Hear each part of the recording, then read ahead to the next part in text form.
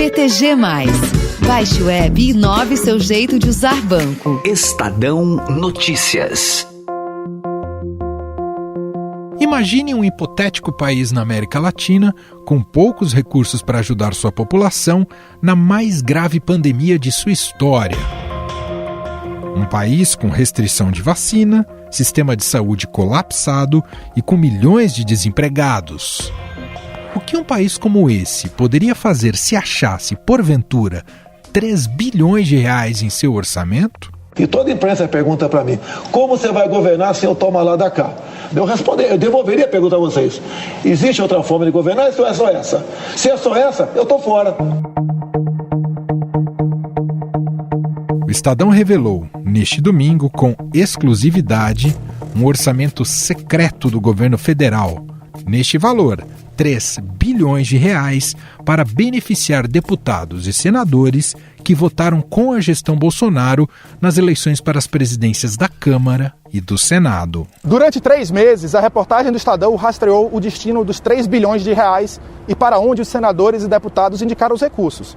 Mas isso não seria possível se não fosse esse documento aqui, o planilhão do governo, em que estão listados os nomes e os destinos de 1.500 transferências. Se não fosse esse documento, não daria para saber, por exemplo, que teve deputado enviando valores para outro estado, que não aquele que o elegeu. Também não seria possível saber que as indicações para compra de máquinas acima dos preços de referência foram feitas por parlamentares. Este é Breno Pires, repórter do Estadão em Brasília, responsável pela denúncia envolvendo o orçamento secreto, ou tratoraço.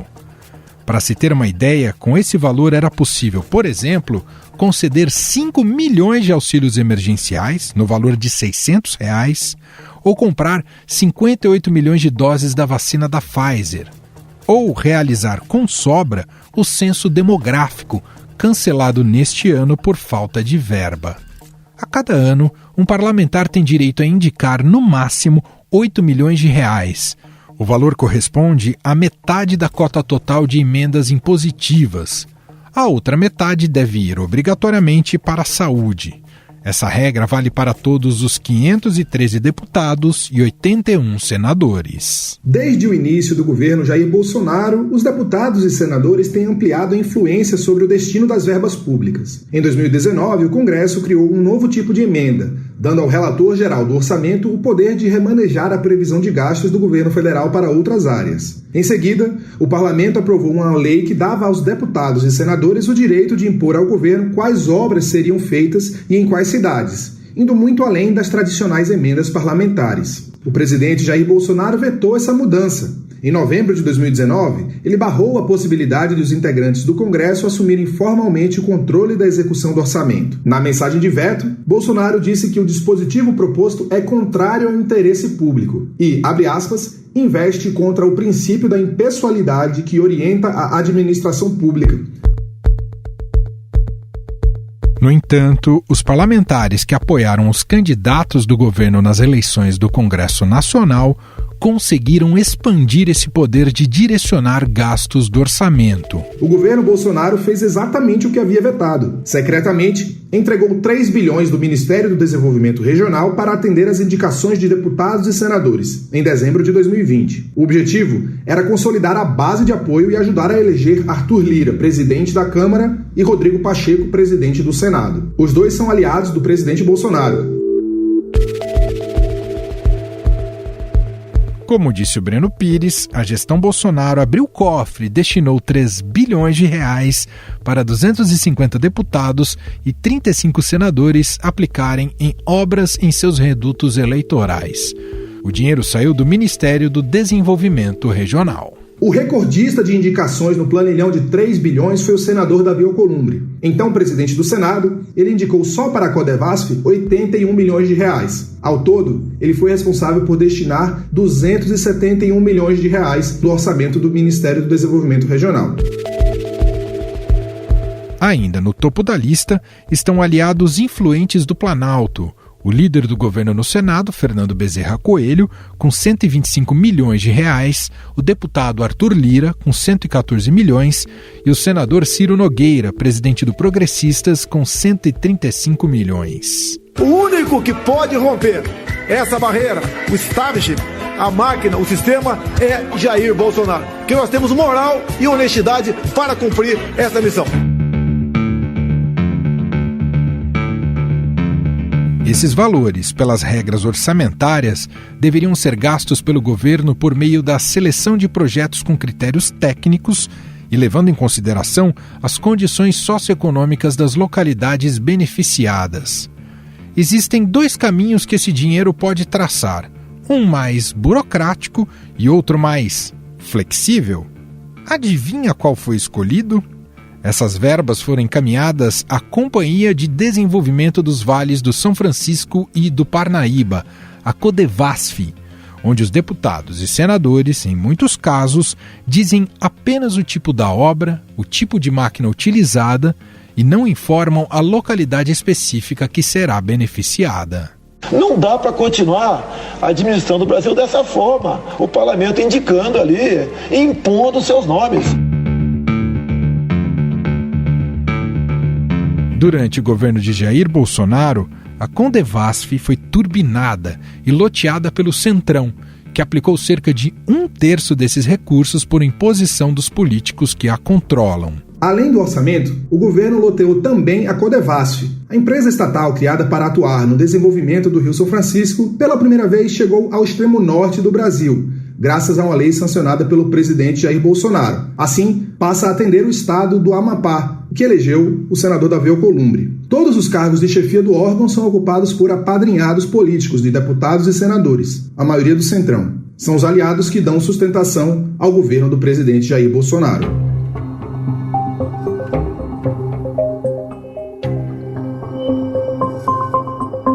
Ainda como mostrou o Estadão, boa parte dos recursos do orçamento secreto, cerca de 272 milhões, foi destinada à compra de tratores e equipamentos agrícolas com valor acima da tabela de referência. O custo de um trator é R$100 mil, mas o Ministério aprovou um plano de trabalho de um convênio com o município de Pimenta Bueno, em Rondônia, com a previsão de compra de um trator por R$359 mil.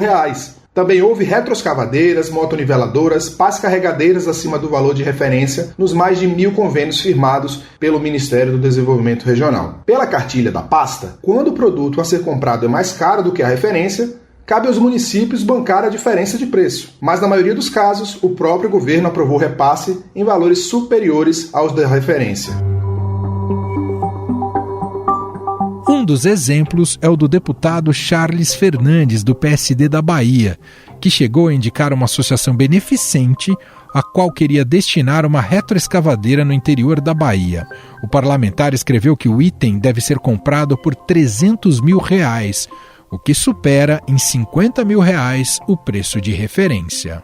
O deputado Cláudio Cajado, do Progressistas da Bahia, escreveu para a Codevasf, Companhia de Desenvolvimento dos Vales do São Francisco e do Parnaíba, dizendo que tinha, abre aspas, minha cota, autorizada pela Secretaria de Governo da Presidência da República. O pedido dele era para investimento de R$12 milhões em asfalto na Bahia. O deputado Vicentinho Júnior, do PL de Tocantins, disse também para a Codevasf, abre aspas, estou sendo contemplado no valor de R$600 mil. A indicação dele era para a compra de máquinas para seu estado. O deputado Otto Alencar Filho, do PSD da Bahia, enviou ofício ao Departamento Nacional de Obras contra as Secas, DENOX, citando, abre aspas, 3 milhões a mim reservados. A deputada Flávia Arruda escreveu para o ministro do Desenvolvimento Regional, Rogério Marinho, dizendo que tinha disponibilizado um limite orçamentário de 5 milhões.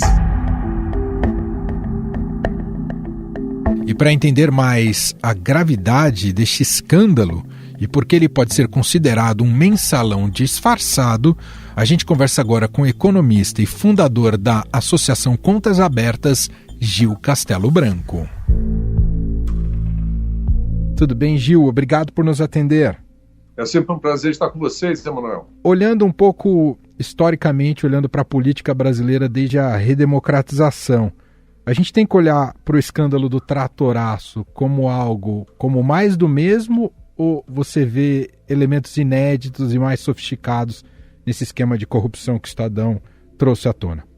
Olha, de fato, essa relação entre o executivo e o legislativo, ela é promíscua há muitos anos, há vários governos, e o instrumento dessa promiscuidade são, em geral, essas emendas parlamentares, né? Então, esses casos já, desde a época dos anões do orçamento, na década de 80, eles já aconteciam. Sempre tem alguma variação, né? Uma vertente nova, né? O que acontece? Dessa vez, nós não estamos falando exatamente de emendas parlamentares. Emendas parlamentares são aquelas que, quando o orçamento chega ao Congresso, abre-se um prazo, os deputados, os senadores fazem emendas, todos eles têm o mesmo valor para fazer as suas emendas e eles escolhem onde querem alocar os recursos. Essas emendas individuais de bancadas, elas são facilmente monitoradas no orçamento, sabe-se quem fez, sabe-se o valor, sabe-se quando elas são pagas. Dessa vez a situação é um pouco diferente, não é? Na verdade, não são emendas, é uma verba extra que já estava no orçamento para determinadas ações e que o governo, então, naturalmente, querendo estabelecer um relacionamento melhor com o legislativo, digamos assim, ele deu a oportunidade de determinados parlamentares, deputados, senadores, fazerem, então, a indicação de aonde queriam que esses recursos fossem alocados. Então, por meio de ofícios, alguns parlamentares encaminharam os seus pleitos ali, notadamente para o Ministério do Desenvolvimento Regional, e a grande parte desses pleitos envolvia ações de pavimentação asfáltica, de compra de tratores, estradas vicinais, equipamentos agrícolas, né? Ações que sempre os parlamentares gostaram em termos de conseguirem um resultado em votos, né? Então, dessa vez, o governo, inclusive, isso até chegou a ser cogitado no final do ano passado, que o governo iria liberar 3 bilhões de reais para essa finalidade, que os parlamentares teriam direito a fazer esse aporte de recursos, e foi agora o que o Estadão conseguiu comprovar numa matéria excelente do Breno, né, mostrando ou descobrindo esses ofícios, né, porque, caso contrário, isso ficaria escondido.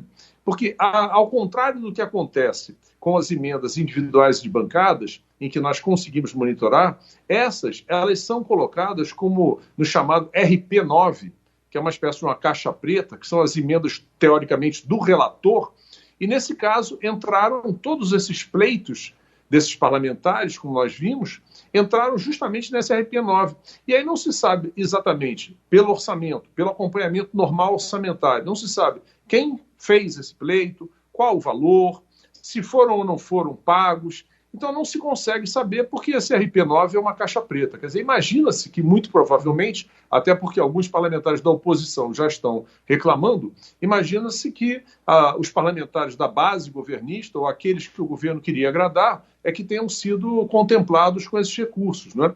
Então, a meu ver, isso tem vários problemas. Um deles é que distorce critérios técnicos, né?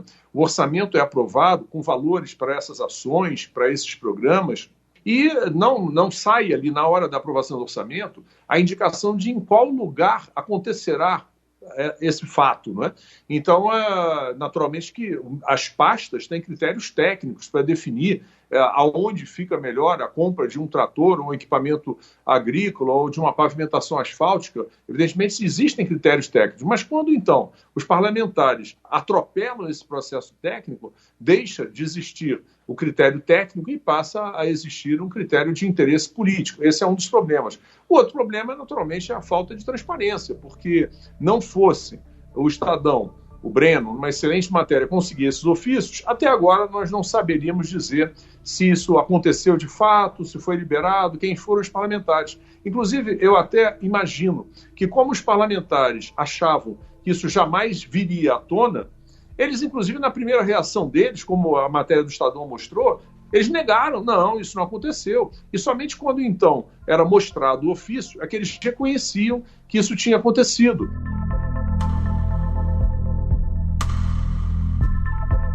Podemos chamar isso, Gil, já tem gente querendo normalizar, falando, não, isso é assim mesmo, a política brasileira funciona assim, desde sempre, querendo tirar um pouco o peso do escândalo. Mas a gente pode chamar isso de corrupção? Olha, eu acho que talvez corrupção seja assim, um termo forte, porque, na verdade, né, isso está acontecendo com recursos orçamentários dentro do orçamento, embora sem transparência, né? Há muitos anos, os parlamentares fazem pleitos, além das suas emendas, né? Quer dizer, é comum um parlamentar chegar no ministério e dizer o seguinte: olha, eu estou pretendendo que seja comprado um trator lá para a minha cidade, porque tem uma estrada que precisa ser melhorada, enfim, frequentemente, por causa das chuvas, etc. Aí, então, no Ministério perguntam a ele: mas o senhor tem alguma emenda parlamentar nesse sentido? O senhor está querendo a liberação de recursos de uma emenda? Ele falou: não, eu não tenho emenda nesse sentido. Mas como o Ministério tem um programa, uma ação genérica que faz exatamente isso, eu queria que, dentro dessa ação, vocês, então, conseguissem me atender e destinassem lá esse trator, esse equipamento agrícola, essa pavimentação asfáltica lá para a minha cidade. Isso já acontece há muitos anos. Agora, num momento, né, em que o volume foi expressivo, né, nessas duas ações, são duas ações orçamentárias que têm como finalidade essa, de pequenas compras de aquisições de equipamentos e pavimentações asfálticas e outras finalidades que ficam ali bem caracterizados, né, de interesse dos parlamentares. No momento em que o governo, né, numa tacada só, libera, como a matéria diz, cerca de 3 bilhões para alguns parlamentares, já no final do ano, em plena pandemia, para obras de pequeno vulto e de caráter, muitas vezes até, eu diria, eleitorais ou eleitoreiros, então é claro que isso tem que ser apurado, porque há uma discriminação provável que tenha acontecido, até porque alguns parlamentares da oposição já estão reclamando, que tenha havido uma discriminação e que só tenham sido atendidos aqueles parlamentares que o governo quis atender. Ô Gil, no final das contas, a conclusão que a gente tira aqui pode passar a impressão, e inclusive essa é uma missão do Contas Abertas, né, justamente analisar os orçamentos públicos. Passa uma sensação para a sociedade brasileira de que, mais uma vez, de que o dinheiro público só é utilizado para interesses mesquinhos, paroquiais, eleitoreiros, e que o real interesse público é deixado de lado, e mais uma vez a gente esgarça essa relação já difícil entre a sociedade e a classe política? Sim, eu acho que essa imagem ela pode passar, sim, não é? Porque em todos os países, em quase todos os países, os parlamentares têm direito a fazer emendas, né? Mas a cada momento, a cada ano, os parlamentares no Brasil vêm se apropriando de uma verba cada vez maior para esse atendimento das suas localidades ou dos seus interesses, né? Veja bem o que aconteceu esse ano. Nós tínhamos já, como emendas normais, cerca de 20 bilhões aproximadamente. Essas emendas estariam dentro daquele formato normal, digamos assim. Mas aí, na reta final de aprovação do orçamento, o relator conseguiu fazer crescer essas emendas em mais 26 bilhões e meio. Então, os parlamentares passaram a ter cerca de 46 bilhões e meio para suas emendas. Depois, quando o presidente, naturalmente em um acordo com o Congresso, vetou cerca de 10 bilhões, então os parlamentares estão, nesse momento, com uma verba para que eles aloquem esses recursos de aproximadamente 36 bilhões. Eu estou falando em grandes números, não é? Esses 36 bilhões constituem praticamente a metade do que o governo, do que o executivo tem como verba discricionária. Quer dizer, tirando a verba obrigatória de salário, pagamento de previdência, a verba discricionária do Poder Executivo para esse ano é de 74,6 bilhões. E os parlamentares têm emendas que praticamente correspondem à metade desse valor, de 36 bilhões de reais, né? E essas verbas extras, então, que de certa forma nem se sabia, porque acaba sendo um pleito adicional, não é? Que os parlamentares acabam indo ao orçamento e direcionando mais recursos, ainda se somam àquele poder que o legislativo, de uma maneira geral, parlamentares, deputados e senadores, estão tendo cada vez mais sobre o orçamento. E muitas vezes o que se critica é exatamente o que você colocou, não é? É que aí o interesse público, né, de uma maneira geral, o interesse nacional, acaba prejudicado em detrimento de interesses, às vezes, paroquiais, locais, dos parlamentares, né? Então, a crítica que se faz a essa verba crescente é que essa alocação ela está sendo feita de uma maneira, como nós estamos percebendo agora, em valores elevados e muitas vezes com objetivos, né, eleitoreiros. Nós sabemos que, inclusive, no ano que vem teremos as grandes eleições e muitos dos parlamentares que lá estão irão concorrer, né, à reeleição, a outros mandatos, enfim.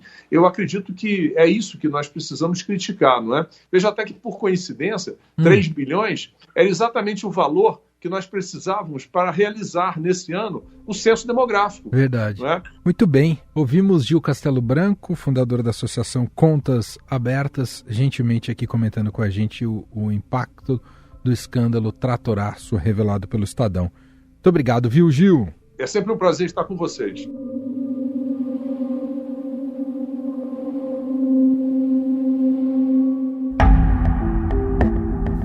Em 15 segundos a gente volta com mais repercussões políticas sobre o caso do Tratoraço e ainda uma análise política da colunista Eliane Cantanhede. Conheça o BTG+, o banco completo para pessoas exigentes, que une a solidez do BTG Pactual, o maior banco de investimentos da América Latina, e a praticidade de um banco digital. BTG+, inove seu jeito de usar banco. Baixe o app. Estadão Notícias.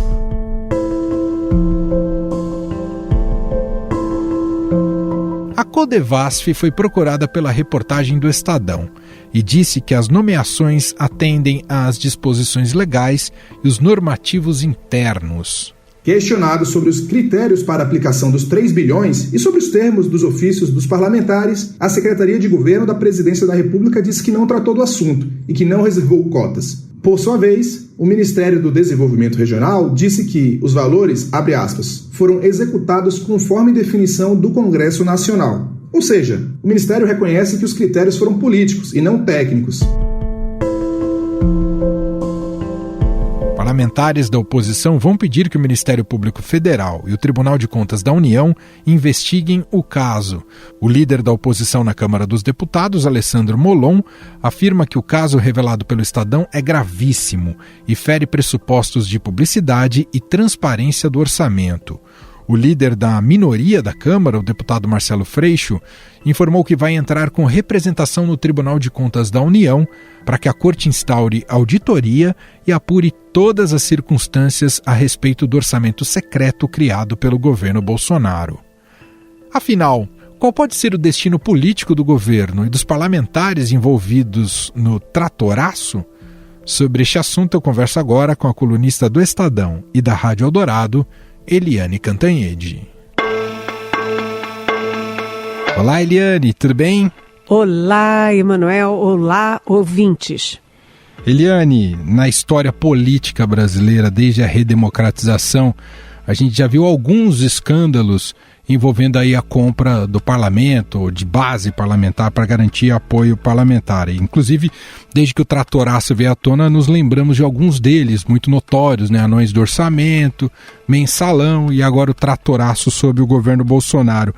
Queria te ouvir um pouco com a experiência que você tem na cobertura política, em termos de proporção, significado desse escândalo revelado pelo Estadão, Eliane. Inacreditável acontecer tudo isso, porque a gente volta no tempo um pouquinho, lá para 2018, e o presidente Jair Bolsonaro, então candidato, fez toda a campanha dele em cima ali de um tripé, né, da liberalidade na economia, com privatizações, com reformas, etc.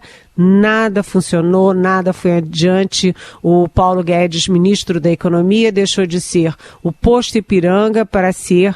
Está no limbo, né? Ele fica uma alma penada num governo que não tem nada a ver com o que ele pregou a vida inteira. Você tem toda a promessa de combate à corrupção durante a campanha de 2018. O que o presidente Bolsonaro fez? Fez o oposto, né? Asfixiou o COAF, botou a mão na Polícia Federal, no Ministério Público, na ABIN. Todos os órgãos de controle estão na mão dele para fazer o que ele acha que deve fazer e para proteger a própria família. E agora vem essa, né? A nova política do presidente Jair Bolsonaro é uma velhíssima política, né? Aquela de compra de votos, compra de parlamentares. A gente viu isso o tempo inteiro, anões do orçamento, a gente viu compra de votos, o toma lá da cá, mas o presidente Jair Bolsonaro, aparentemente, Emanuel, ele sofisticou o esquema. Porque na reportagem muito bem feita, muito bem apurada e, aliás, muito bem escrita do Breno Pires, que é o repórter do Estadão aqui em Brasília, ele mostra que há um orçamento paralelo, ou seja, um orçamento secreto, escondido, né? É um novo gabinete misterioso dentro das entranhas do poder. Para quê? Para liberar fortunas e fortunas para parlamentares escolhidos a dedo, parlamentares do Centrão, da base aliada, com dinheiro público. Ou seja, nós estamos pagando a compra de parlamentares que fazem o jogo do Bolsonaro no Congresso Nacional. Você imagina que tipo de reação a partir de agora no próprio Congresso, visto que colegas foram beneficiados, né? É uma luta sempre por emendas parlamentares, né? Especialmente próximo de eleição. Isso pode ter um teor explosivo aí, seja para colegas de parlamento, seja para o próprio Bolsonaro, Eliane? Olha, isso é sempre explosivo, né? A gente lembra que a presidente Dilma Rousseff caiu por causa das pedaladas fiscais. E agora, no caso do Bolsonaro, veja bem, quem está envolvido são os presidentes das casas, né? Tanto o novo presidente da Câmara, Arthur Lira, que é de Alagoas, quanto o ex-presidente do Senado, Davi Alcolumbre, do Amapá. Aliás, o Alcolumbre é uma citação recorrente nas matérias aqui do Breno Pires sobre o tratoraço, porque ele conseguiu, veja só um senador, o Davi Alcolumbre, que é do DEM, do Amapá, ele conseguiu a aplicação de 277 milhões de verbas públicas só de um único ministério, que é o Ministério do Desenvolvimento Regional, que está no meio aí do furacão, no olho do furacão. E, veja bem, o Alcolumbre precisaria de 34 anos no Senado para conseguir indicar esse mesmo montante por meio das emendas tradicionais, aquelas legais, aquelas que não estão nas trevas, nas sombras e nos gabinetes secretos. Além disso, o Davi Alcolumbre foi um dos que, morando no Amapá, conseguiu indicar verbas para o Paraná, que é quantos e quantos quilômetros distante do Amapá. Ou seja, não chega a ser exatamente base eleitoral dele, a não ser que o Alcolumbre tenha aí o sonho de ser presidente da República e esteja fazendo base no sul do país, ele morando no extremo norte. Ou seja, é uma história toda muito estranha. Tudo que é sigiloso no serviço público já é naturalmente estranho. Essa é mais estranha ainda. Mexe com dinheiro, mexe com recursos e mexe com compra de apoio parlamentar. Eliane, e esse é um escândalo que ajuda a definir bem qual é o modus operandi e a natureza do Centrão, que a gente acompanha há tantos anos, mas é nessa base que funciona esse apoio político? Sempre é, Eliane? Não é só isso, né? Porque você tem outras formas. Você tem formas de, por exemplo, ocupação de cargos públicos. E, aliás, a manchete do Estadão dessa segunda-feira foi exatamente sobre a Codevasf. A Codevasf é a Companhia de Desenvolvimento do Vale do São Francisco e do Vale do Parnaíba. E é sempre uma fonte de problema, uma fonte de recursos estranhos ou ilícitos para a política. E dessa vez você está vendo ali coisas muito interessantes, como, por exemplo, o governo Bolsonaro ampliou a faixa de influência do Rio São Francisco e do Parnaíba, por exemplo, incluindo o Amapá, do já citado aqui, Davi Alcolumbre. O que o Amapá tem a ver com a Codevasf? Outra coisa que eu achei muito interessante, eu diria até assim, esclarecedora de toda a reportagem do nosso Breno Pires, foi exatamente porque ele pergunta para a Flávia Arruda, que é do Centrão, legítima representante do Centrão, apesar de estar em primeiro mandato, vira ministra da articulação política, o que já é muito esdrúxulo, né? Uma deputada de primeiro mandato virar articuladora política no Palácio do Planalto já é, vamos dizer assim, muito estranho, mas enfim.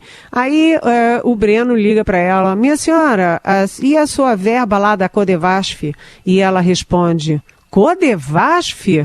Eu nem me lembro. Ou seja, ela nem sabe, a ministra nem sabe sequer para onde que ela estava pedindo verba. Ou ela estava escondendo, ou ela não sabia, mas a história vai se encobrindo de trevas, de mistério, e o povo brasileiro quer respostas. E lá no Congresso, apesar de você ter cúpulas e favorecidos, você tem uma grande maioria de gente que não foi abrangida por essas benesses, essas, vamos dizer, peculiaridades, e que está a fim também de saber como é que funcionam as coisas, quem é que recebeu, de um orçamento secreto, de um gabinete secreto. Muito bem. Eliane Cantanhede, colunista do Estadão e da Rádio Eldorado, com a gente aqui no podcast, mais uma vez, analisando um pouco do impacto do tratoraço. Muito obrigado, viu, Eliane? Até amanhã. Beijão.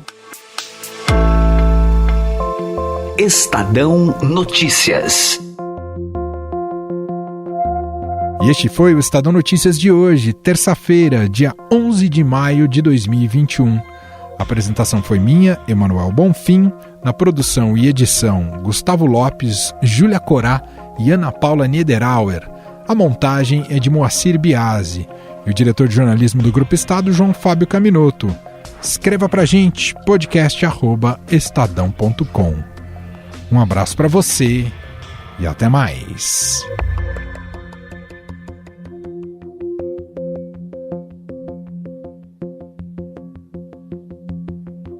Estadão Notícias.